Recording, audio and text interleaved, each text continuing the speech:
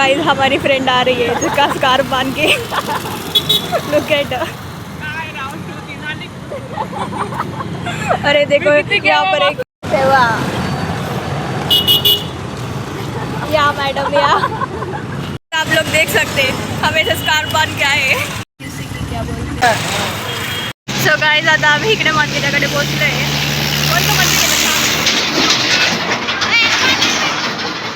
भाई साहब मंदिरात आलो रे ना, मंदिराचं नावच नाही माहिती। काय झालं कोणालाच माहिती नाही मंदिराचं नाव आहे, फक्त एवढं माहिती की शिवजींच्या मंदिरात जायचं आहे। हा राघवेश्वर आहे ना, ओके ठीक आहे, एक जण म्हणते राघवेश्वर आहे। सो गाइस इकडे आता शिवरात्र झाली त्यामुळे एवढा कचरा ह्या लोकांनी केलेला नाही। मैं आपण रियल लाइफ शूट करतो भाई। त्यांना सांग की नहीं ये संडे का। तो गाइस मेरी फ्रेंड कुछ बोलना चाहती है। ठीक है गाइस, तो ये सब संडे की वजह से हुआ है क्योंकि महाशिवरात्रि थी। सो गाइस लोग वहाँ फोटोशूट चल रहे, लेट मी शूट। मी दुनियाच्या तालावर नाचणार नको करू, राहू दे आता। चला गाइस न्यूली मॅरिड आहे। हां बापरे सो गाइस फायनली आम्ही पोहोचलोय मंदिरात।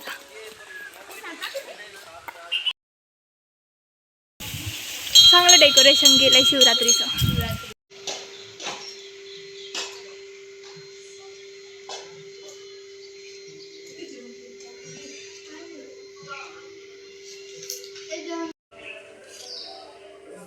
So here me and my friend taking darshan of Nandiji. Without taking the darshan of Nandiji, we can't enter the temple.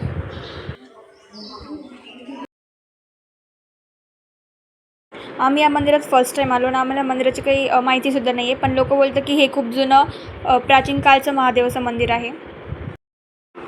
आम्ही सोमवारच्या दिवशी आलो दर्शनाला, पण त्यावेळी सोमवारी एवढी काही गर्दी नव्हती, एकदम शांत वातावरण होतं।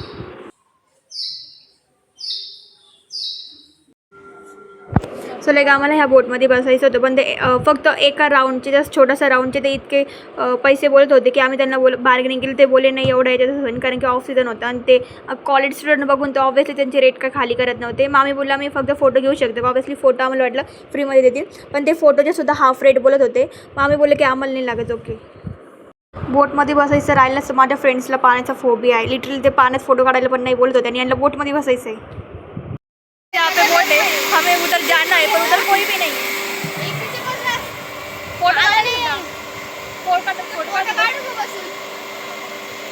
फोटो काढायला मग 50 सुद्धा आम्हाला काढायचे फोटो काढायला सुद्धा 50 रुपये बोलताय। फिर आयचे किती आहे नाही तर नाही यायचं आम्हाला। सो ऑब्वियसली दर्शन वगैरे झालं, 110 फोटोज काढून गॅलरी फुल करून आमची पेटपूजेची सुरुवात चालू झाली।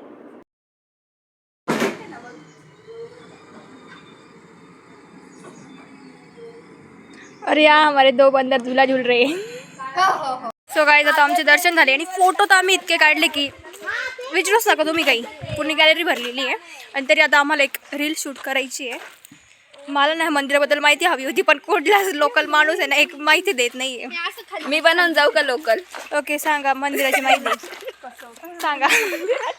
थांबा, हे मंदिर खूप छान आहे, इथं महादेवांचं काहीतरी झालेलं आहे। काहीतरी झालेलं बापरे, महादेवांचं इथं पिंड आहे छानसं, असं म्हणजे बघण्यासाठी चांगलं आहे, तुम्ही पण या, आम्ही पण आलो। सो इकडे एक जे बाबा होते आम्ही त्यांना विचारलं मंदिराच्या माहितीबद्दल, तर ते बोलले माझ्याकडे टाईम नाही आहे आणि 1 तासातून त्याच मंदिरात होते, टाईमपास करत होते। सो आम्ही बाहेर आलो ना, मी काही लोकांना विचारलं, ते बोलले की तुम्ही तिकडं मध्ये जा, ते लोक सांगतील। मग इकडे ह्या गुरुजींनी आम्हाला त्या मंदिराची माहिती दिली। सो इकडे त्यांना विचारल्यावर की आम्हाला मंदिराची माहिती कोण देणार, तर ते बोलले इकडे ते मेनवाले बाबा आहे तर ते तुम्हाला सांगतील मंदिराच्या माहितीबद्दल। तर आमचं इथंच कन्फ्युजन झालं की आता कोण जाणार तिकडं त्यांच्याकडे माहिती घ्यायला। सो बरेच वेळा आम्ही तिकडं फिरलो वगैरे, मग ते कोणीतरी बाबा सापडले आणि मग त्यांनी काहीतरी माहिती दिली, ते आहे पुढं कंटिन्यू व्हिडिओमध्ये बघा ते। सो इकडे ह्या लोकांनी साबुदाणा वाळत घातलेला आहे। गुरुर्ब्रह्मा गुरुर्विष्णू गुरुर्देवो महेश्वरा गुरुर साक्षात परब्रह्म तस्मै श्री गुरुवे नमः। प्रभू रामचंद्रांच्या पदस्पर्शाने पावन झालेली पवित्र अशी ही भूमी आहे। श्री क्षेत्र रागेश्वर देवस्थान कुंभारी, तालुका कोपरगाव, जिल्हा अहिल्यानगर। आणि हे मंदिर प्रभू रामचंद्रांच्या पंजोबाच्या नावाने आहे। प्रभू रामचंद्रांचे वडील दशरथ राजा, त्यांचे वडील आज राजा आणि आज राजाचे वडील रघुराजा। या नावाने हे मंदिर प्रसिद्ध आहे. म्हणजे हे खूपच जुनं आहे. जुना मंदिर आहे. आणि इथं प्रभू रामचंद्र 3 वेळा येऊन गेलेले. 71% पाणी आहे, 29% पृथ्वी आहे. हे सगळं पाणी एका उंजळीत पिले असे अगस्ती ऋषी इथे येऊन गेलेले आहे. ही गंगामाई ज्यांनी आणली ते गौतम ऋषी इथे येऊन गेलेले आहे. आणि इथं दक्षिणेकडे गंगा वाहते, तेव्हा ही जागा विशेष आहे. आणि अशा पवित्र स्थानामध्ये हे रागेश्वरचं देवस्थान आहे. खूप अप्रतिम आहे, अवर्णनीय आहे. जसं त्र्यंबकेश्वरच्या मंदिराची रचना आहे तशीच याची पण रचना आहे. तेव्हा येणाऱ्या 2027चा कुंभ त्यामध्ये या मंदिराचं विशेष जास्त प्रख्यात होईल आणि जगाला ते माहिती पडेल. तेव्हा मंदिर खूप सुंदर आहे. एकदा तरी दर्शनाचा लाभ घ्यावा. हो. या ठिकाणी साईबाबा आहे, जनार्दन स्वामी आहे. म्हणजे मंदिर नर्मदा मैयाचं मंदिर आहे, गोदावरी गंगा मैयाचं मंदिर आहे, गोशाळा आहे, यज्ञशाळा आहे. जशी बाबांची द्वारकामाई हो. तशी आपली यज्ञशाळा. 100 गायी आपल्याकडे, त्यांची पण आपण सेवा करतो आणि अखंड अन्नदान पण चालू असतं. तेव्हा धर्माचं काम आहे, सर्वांनी मिळून धर्म करूया. आता धर्म म्हणजे काय? सर्वांवर प्रेम करणं हाच धर्म आहे. प्रेमाने सगळं जग चिंता येतं का नाही? हो. म्हणून शब्द आहे खरा तो एकच आहे धर्म जगाला. साईबाबांनी एकच शब्द वापरला, सबका मालिक एकच आहे. तेवढ्या शब्दावर सगळं जग आपलंसं करून घेतलं. सगळ्या जगाचे बाबा झाले. म्हणून बाबांना किती पद आहे?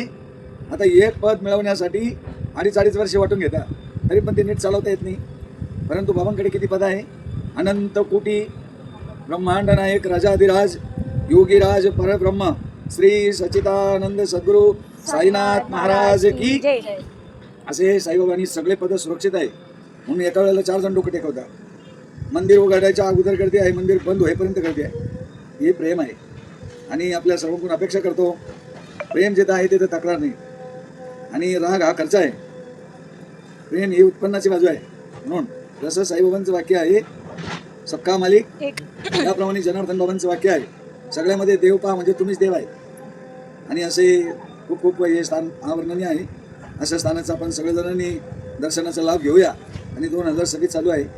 आम्ही काही बऱ्यापैकी अजून काही कसं करता येईल चांगलं ते बघू.